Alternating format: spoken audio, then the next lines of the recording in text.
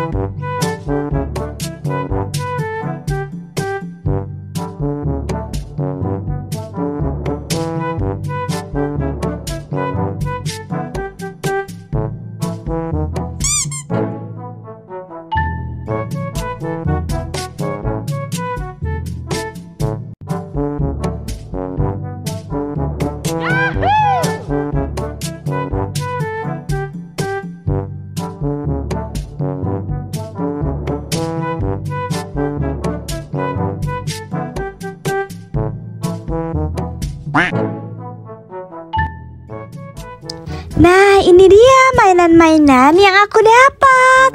Aku mendapat truk, mobil polisi, mobil pemadam kebakaran, mobil bus, dan mobil lainnya lagi.